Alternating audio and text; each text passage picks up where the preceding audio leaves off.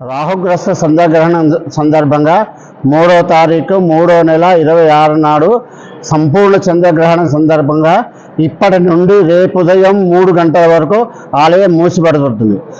తెల్లారి 4వ తారీఖు 3 గంటల వరకు ఆలయం తెరవబడి ఆలయ సంప్రోక్షణ కార్యక్రమం నిర్వహించి తదుపరి అభిషేకములు అర్చనలు కార్యక్రమం చేసి సుమారు 8 గంటల 35 నిమిషాల వరకు ఆలయ దర్శన భాగ్యం కలుగుతుంది.